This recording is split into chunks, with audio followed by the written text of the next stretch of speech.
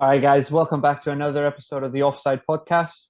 We're now pretty much done all the groups have done 2 rounds of fixtures, so I'll just name off how the groups are looking right now. So we've got Netherlands in first place with 4 points, Ecuador in second with 4, Senegal third, and Qatar with 0. Group B is looking like this: England in first place with 4, Iran second place with 3, USA with 2 points, and Wales with 1.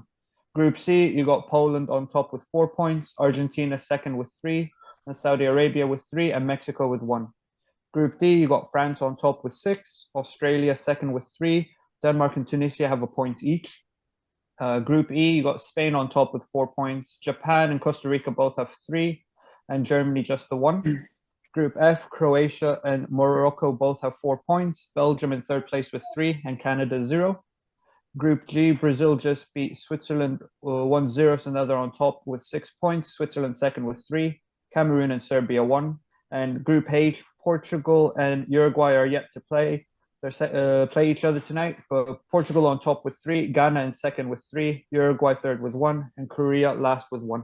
So I want to start off with you, Emil, and then I'll ask the whole group. How do you think the groups have gone, and is there anything that stands out to you in either a good or a bad way? Yeah, in terms of groups, I would say the one that stands out for me the most is Germany. I mean, they do have their team they have quite a young quite a young squad, and there's a lot of good players. There's not really I don't see anyone bad in there. They all play at a high level. Only thing they're missing is a striker, but I mean, with the team they have, I don't think that should be an issue. But for me, I think that's what stands out the most is, Germany being, Germany not being able to do anything. And I mean, they haven't even played well. They've bottled every game they've had. They didn't even show any kind of big potential. It's like they were playing, most of the time, they just play in the middle. They don't even attack. So that's what I think what stood out for me the most. Also, another thing, Argentina, I was expecting a lot more from them in general, and they've because you can put it as they're one of the big teams. You could put it that way, but honestly, they've played, I think, out of all the big teams, I think they've played one of the most boring footballs in the whole tournament. It's just been so boring watching them, even when they score goals. I don't know, except that one Messi goal, but yeah. Apart from that, it was boring. That's it. Arad, what are you thinking? I agree with everything Emil said. I think for me, I'm going to go in the opposite way. What stands out for me is France. I think people kind of not wrote them off, but weren't expecting too much from them given the injuries they had going into the tournament. Of course, Paul, you famously didn't put them getting out of the groups. But yeah, even that's, I think, played a factor. Yeah, even that's played a factor in people's judgment on France. The curse of the winners sort of striking again. I think they've been the best team in the groups for me. Better than Brazil, better than Argentina, definitely. I can't think of any other team that's won 2 games. Is there any other? Well, I know Argentina hasn't. Just Brazil, the only other one, right? Just Brazil now, yeah. Portugal can do it today, but we'll see.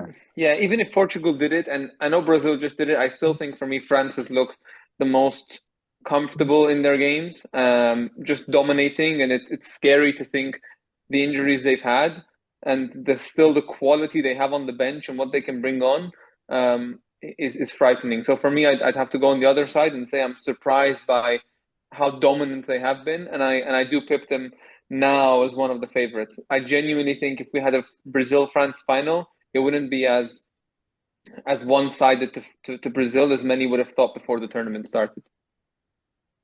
Marad? Yeah, I'll agree with quite a lot of what Emil said. Rare Emil W in the chat. But I'm going to take a different direction and say a team which is not impressed at all, in my opinion, is England. I'm going to be a bit biased with this, obviously, as an Iran fan, but their game against the US really stood out for me because Gareth Southgate is back, Waistcoat is back, and we shouldn't forget, right? Gareth Southgate, he's got sacked from Middlesbrough as a manager. His track record is absolutely dreadful as a manager. He's a nice guy, and that's the only reason the FA appointed him. So I think he's way out of his depth. I think what happened in Russia was a bit of a blip. The Euros, again, they got extremely lucky with the way they got to that final. They didn't play any good teams. But Germany. So the minute they play against a team which isn't scared to hold on to possession and actually tries to play football, they have no idea how to play. We said the 5 at the back was the issue. He played 4 and they still play that same lethargic football. He plays with 6 or 7 defenders, including obviously Declan Rice and Bellingham, playing him as a CDM. But I'd say the most underwhelming team in the group stage for me has been England so far, only because the squad they've got has got the potential to challenge the likes of Brazil, Argentina, France. They should be comfortably topping Group A right now, Group B, sorry. But their performance was lackluster, and I wouldn't even be shocked if they struggled to get a result against Wales. I don't think that group is over, but I think, what you said earlier with all those groups, as you are naming the points, everything is still to play for, I think, in most of those groups.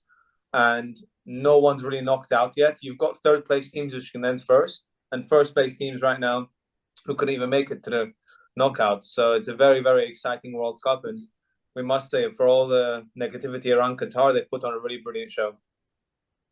Yeah, there's only been, at this point before the last games in Group H, only France and Brazil have made it through, and only Qatar and Canada have been knocked out. So everyone else has still something to play for. And Daniel, how do you feel about this World Cup? Before going on to the point, I think I kind of want to play devil's advocate with Merad. We say these things about England, but then this is very similar to what we've seen in the Euros. England won the first game and then drew their second game really unimpressive against Scotland, 0-0, and then they made it to the final. So you never know what will happen in the next game. They might show up, beat Wales 4-0, and then make it all the way through to the semi-final or the final. So I think it's too early to judge, at least for now. Regarding the competition overall, I think it's been pretty well. I mean, I have to say there have been quite a few boring games. There's been a lot of 0-0s, but I think I'm mostly bringing it towards the point that the groups are made in such a way that if you lose a game, it's very, very hard for you to then go through. So many teams just, they play from defense, hoping to draw and then, figure out something else in the future. I have to say I'm a little bit disappointed by Canada. I thought they would do better, but I think looking at it in a more serious note, they just have one serious player with Alphonso Davies, and he plays that Alabarol, I would say. Alabarol in the sense that what Alaba does for Austria, he plays in every position on the field.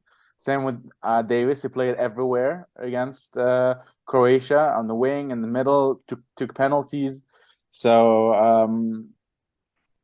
talking about that, I also have to say I'm a bit disappointed with Serbia. I know it didn't put them as second in their group, but again, you look at their squad, it's Vlahovic, it's Mitrovic, Kostic, Milinkovic-Savic. It seemed that it's full of superstars, yes. And yet they've bottled it against Cameroon today by being 2 goals up and then drawing at 3-3. Overall, again, I have to go with Arad and say that France are looking amazing right now. I don't really agree that Brazil aren't as impressive. I think Brazil are more impressive than France because they're not even playing at full strength.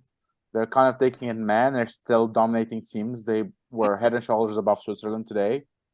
And I think they're better than France, but I wouldn't put much between them too. And if we're going to disappointments, I think to finish it off, I think Belgium. There's been a lot of surprises in this World Cup overall, but I think we're going to talk about it probably in more depth, but you expect more from the team they have. That's all I'm going to talk about regarding Belgium for now. I think we'll discuss it later, I'm pretty sure. Lay off the boomers. Yeah, but Belgium never really did well anyways. They always had pretty Yeah, but their pension's coming in soon, according to De Bruyne, so it's all good. Yeah. Yeah, we'll talk about Belgium in a bit, but first I wanted to highlight the big game in game week 2, which was Germany versus Spain. 1-1 was the final score. I didn't see the full game. I saw the first half, and I saw a high-pressing, high-intensity Spanish team. Do you think this is going to be Mara, do you think this is going to be a Spanish team that's going to continue to press high? Or do we think once they get into the knockouts and against tougher opponents, will we see a different approach from them? No, I really like Spain. Before the tournament, we didn't really give them much credit, to be fair. But they look extremely good, especially that midfield with Gavi and Pedri. I think those youngsters are really bossing it. Although Musiala, I have to say, he did give them a run for their money yesterday, and he played incredibly well.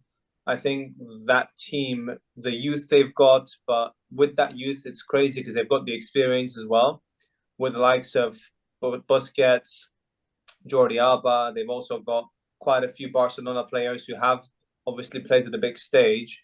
The high press will keep going, I think. And yeah, Germany got very lucky yesterday, in my opinion. That game should have been 2-3-0 to Spain.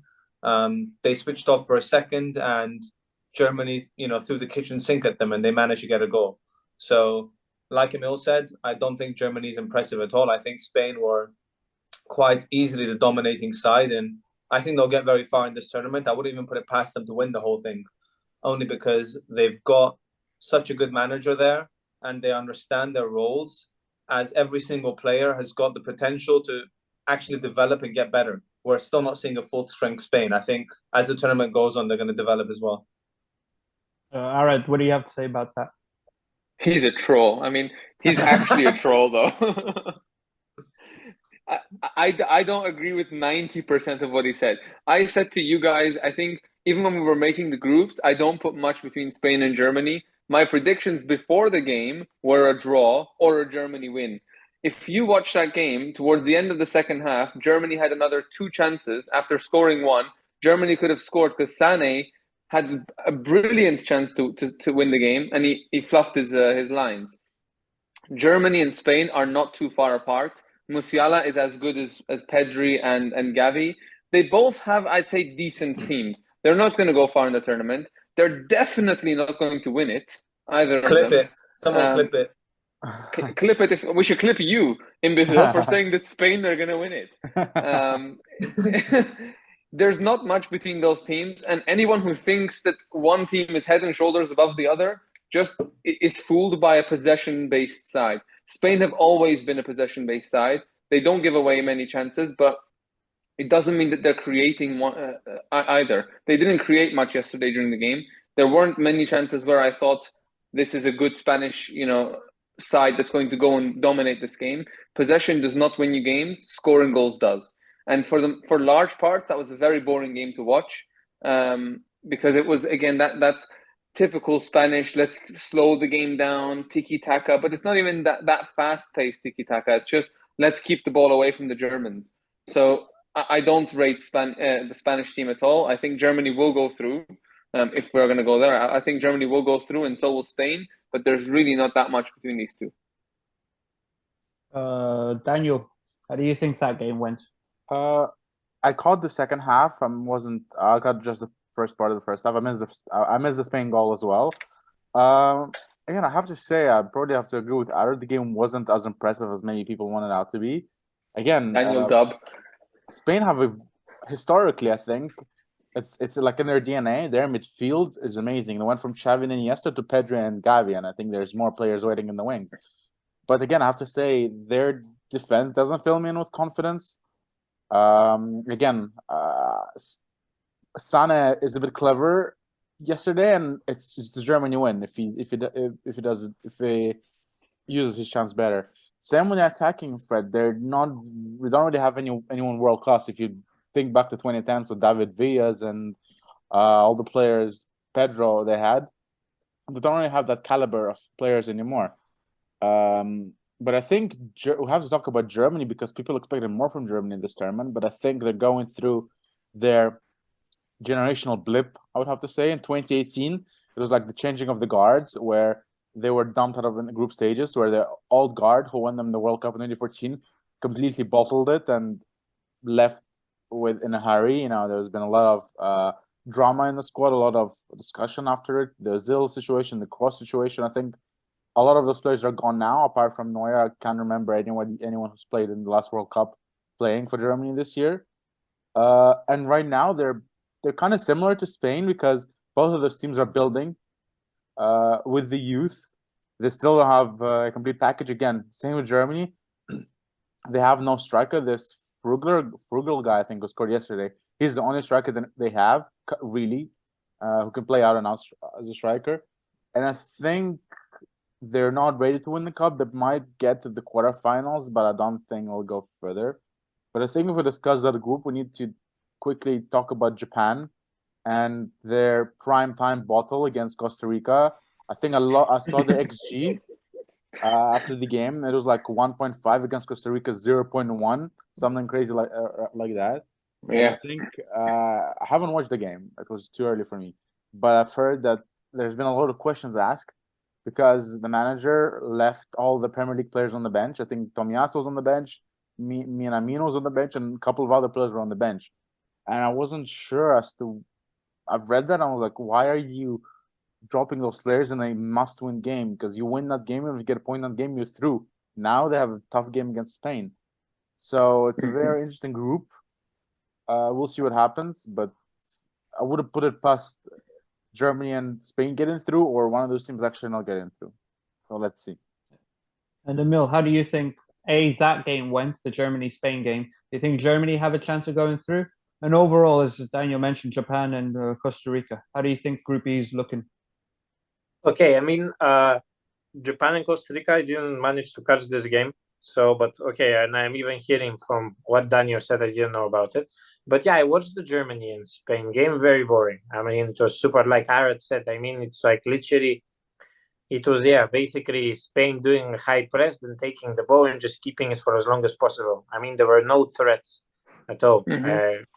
Like Arad said, I mean, there's no attack there. They have the midfield, but that's about it, just controlling the ball. No one actually can, have the capability to score.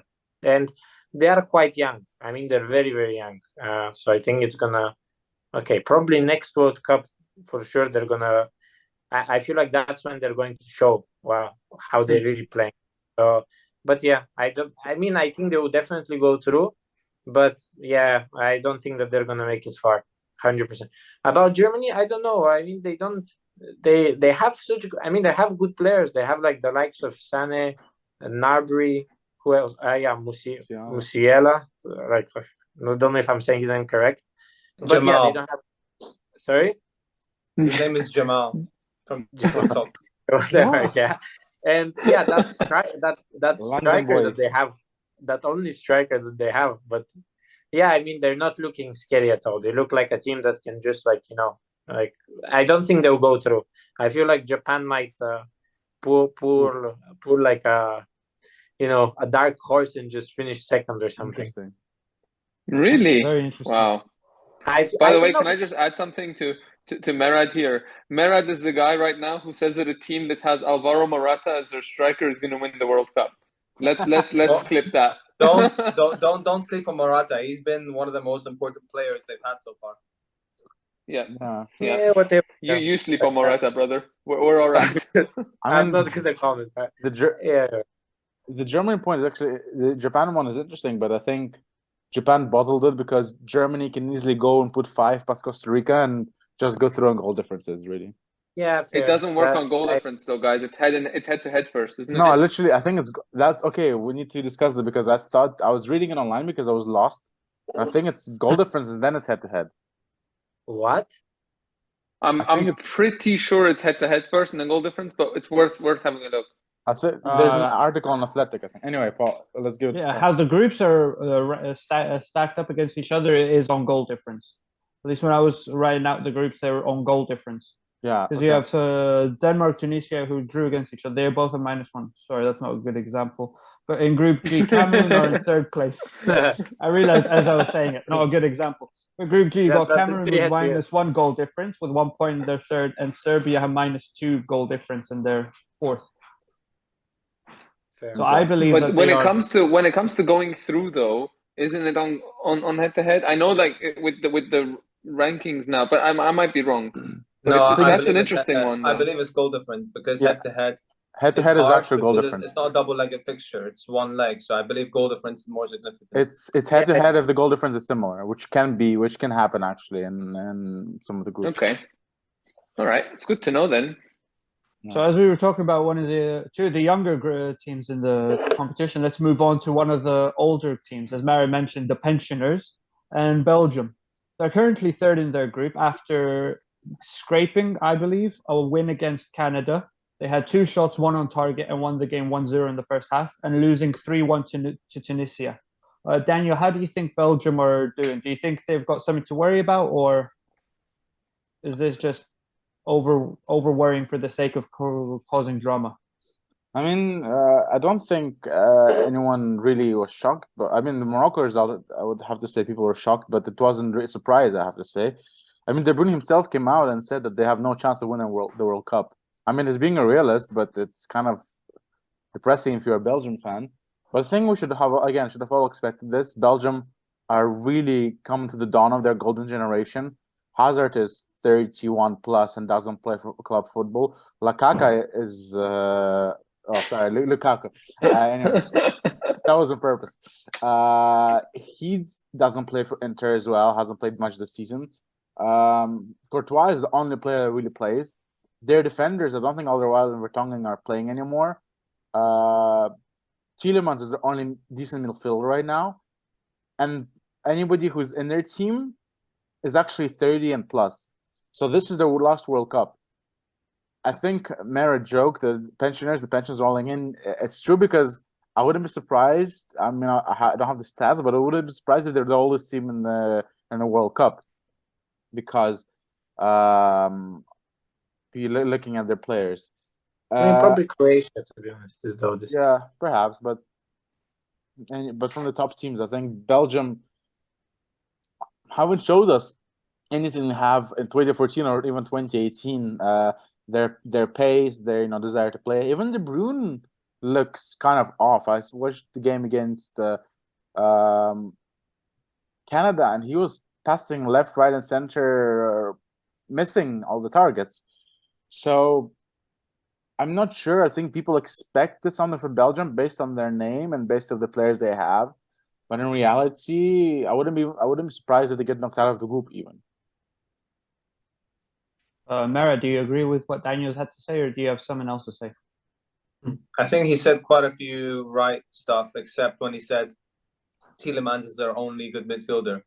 I think they've got arguably the best top 3, at least one of the top 3 players in the world in De Bruyne in that team. He's not showed up this tournament. Don't get me wrong. I think he has a lot to prove, and I think his comments on the squad having chances of winning, saying no, we're too old, isn't far from what Ronaldo did to Man United during the tournament. You can't say stuff like that about your teammates. It just ruins the morale of the squad. There's nothing positive out of it. Even if it's true, hold your thoughts to yourself and figure it out internally. But Kevin De Bruyne, I saw on Twitter today, is he just like a pet player? Can he only play under incredibly super teams and looks good, or is he actually world class? I think he's an incredible player, don't get me wrong, but he's got a lot to prove, and I still think they'll make it out of the group because they've got not a difficult fixture. They've got that one important win, so a draw can, again, get them through if other results go their way, but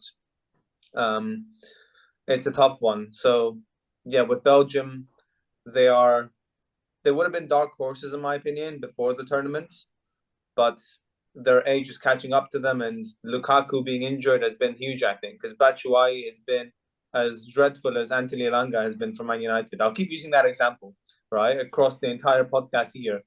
But Batshuayi is just not a forward that you can rely on.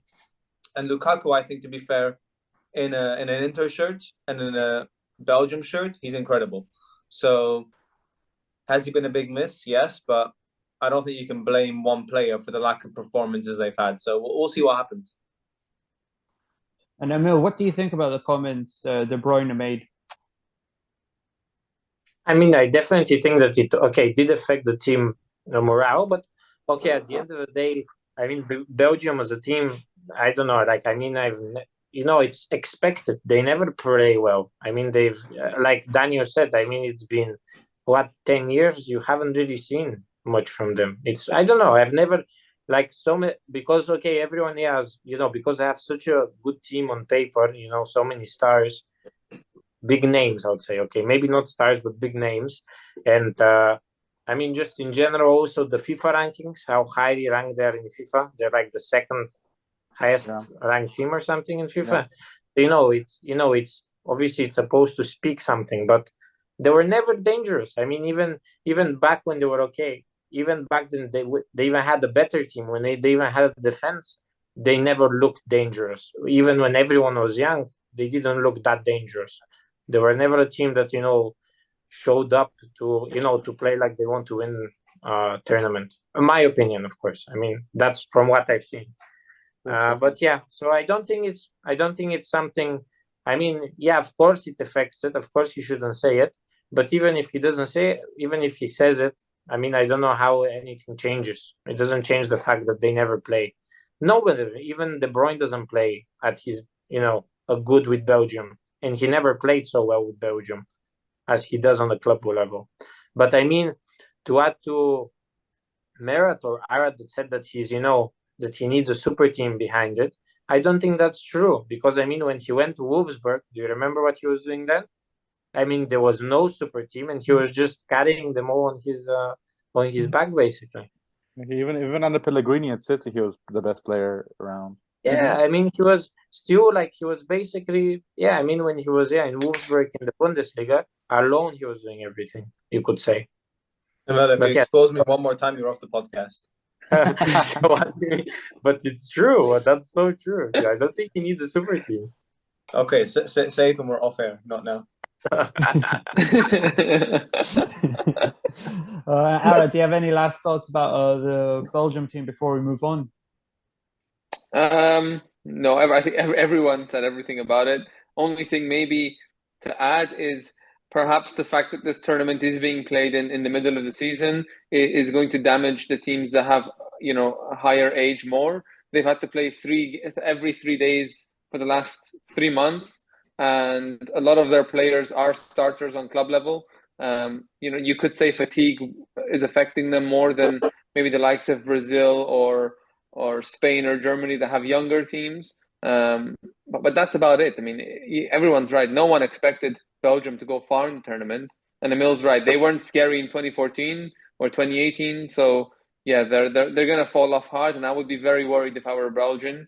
Because I don't see any youth coming up that strike me as able to fill the boots of any of their so-called stars. Yeah, so now we'll move on to predicting who do we think is going to be going through these groups.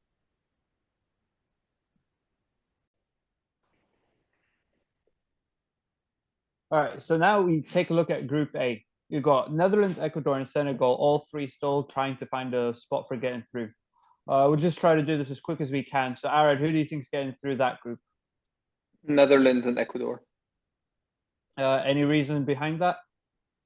Netherlands aren't Netherlands already pretty much through?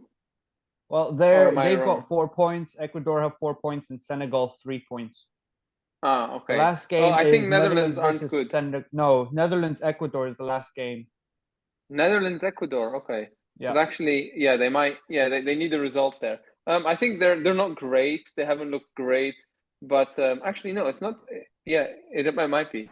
Yeah, they haven't looked great, but they have decent enough players. Like Cody Gakpo for me has been the star of the show for the Netherlands. What a player!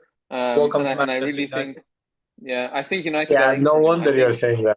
No wonder you're saying that. No, I do think he will end up at United on a separate note, but yeah, and then Ecuador. Enner. He's gonna flop there. Huh? He's gonna flop. He's retiring from Champions League football. Enner Valencia of Ecuador has really impressed me. So I think he'll have enough goals on him to take them through to the next round. Yeah, where does he play now, Valencia? Fenerbahce. Oh wow. Left wing I take on it my back. foot champs. Huh? He plays left wing in my foot champs.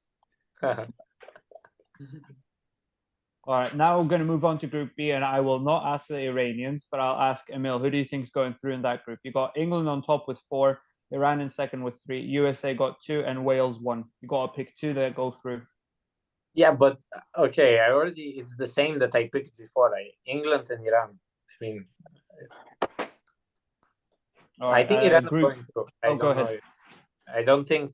I think that that they have a lot of fight in them. They might not have very good players, but they fight until the last minute. So I think that's we've got both, my guy. We've got both.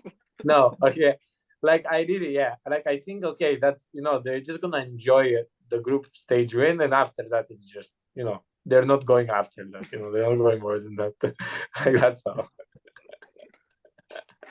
But yeah, they'll definitely go. All right. Group C, Mary, who do you think's going through in this group? Who's in the group?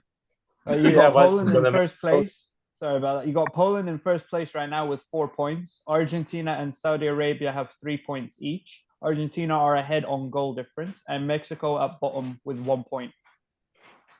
And Argentina plays Poland next. Argentina, Poland, Saudi Arabia, Mexico. Yeah, so I'm going to go bold here. I'm going to say Poland gets through along with Saudi Arabia. Don't do this to yourself, brother. So Poland... I'll explain why. Hold on. Okay, go ahead. Let him speak. First of all, Mexico has not been impressive at all. I think we've all expected a lot more from them coming into this tournament. They just don't have any attacking threat. And Saudi, although they lost to Poland, I don't know if you guys watched the game, but they absolutely dominated Poland. They missed the penalty. It shouldn't have been a penalty in the first place, but albeit they did create a lot of chances, and they were very unlucky on the day not to win or come away with any result for that matter. So when they're playing Mexico, I still think they're going to play better and create more chances and at least get a draw, if not the win. But on the other hand, Argentina and Poland, I don't think, as Emil said earlier, Argentina has not looked good so far. And if you saw, like, after the game against Mexico, they were celebrating as if they won the whole fucking thing. Like, they're not even through to the next stage. They celebrated 3 points as if it was the whole fucking league. Like, okay. Let's not demonetize ourselves from now. No, they're not. I don't think they're level-headed, and I think they're getting a little bit carried away with the idea that they're going to be favorites and they should make it out of the group and they should get to the final. So I think the pressure gets to them, and Messi will not perform. So Saudi Arabia gets first, and Poland gets second, in my opinion. Wow. Marat, one sec. Did you leave something here? The hell, yeah. No, honestly, mate, you just take L after L. Paul, I said this before you joined, before we started the recording. I think Marat, unfortunately, has picked up this reputation for having shit opinions, and I know he probably didn't mean to do it at the beginning, but now he has to carry on this. It's like Speed, he's putting on this character to try and gain views. Bro, we're getting 10 views. Just be you. Tell us the real story. I promise you, that's exactly what I think. Argentina don't get through. Okay, so Poland and Saudi get through. Daniel, Group D. So France are through. Then you got Australia in second place with 3. Denmark have 1, and Tunisia have 1 point. Denmark.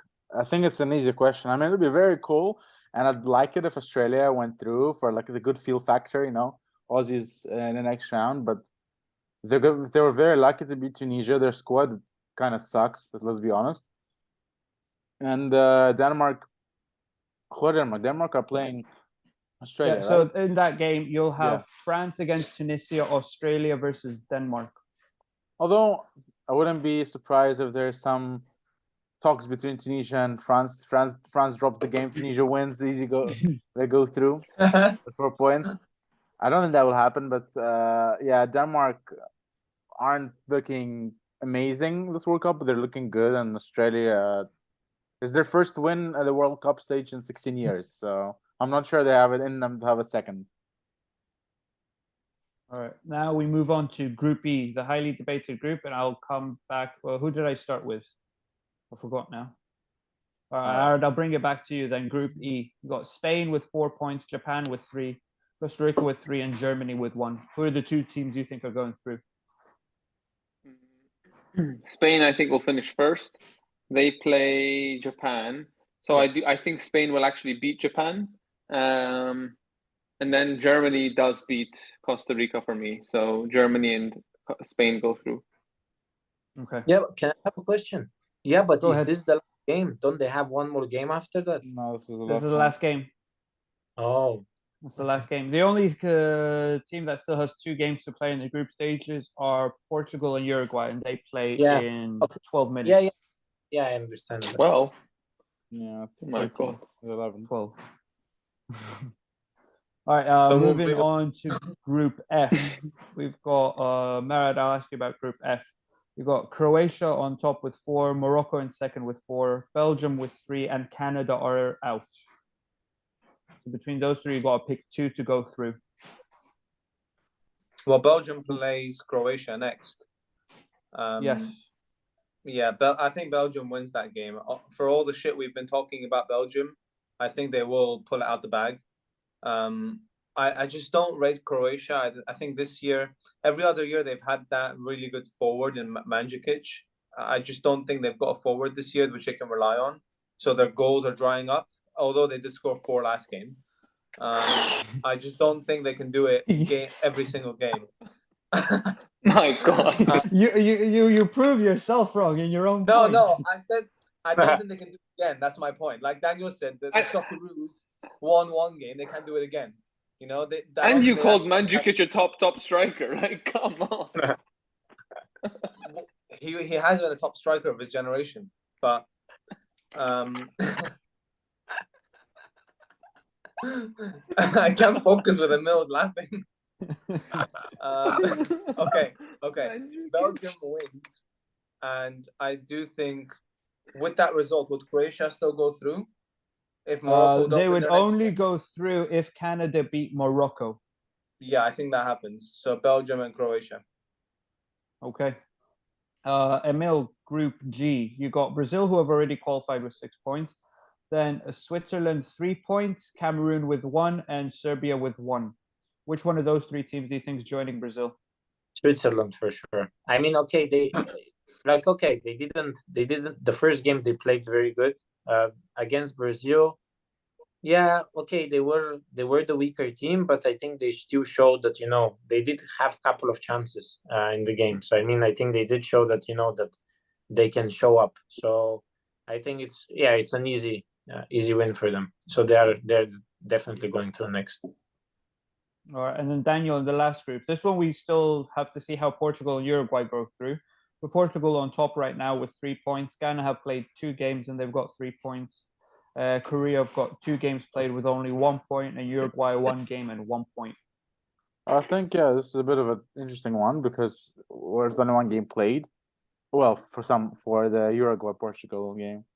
I think. Well, let's forget. Who do you think's winning that game tonight? Portugal, Uruguay. I think it's a draw. I honestly think it's going to be a draw. I don't see one team winning. I mean, Korea having Son as their leader, obviously serial bottlers. You can't have Spurs players and expect to win matches. I agree.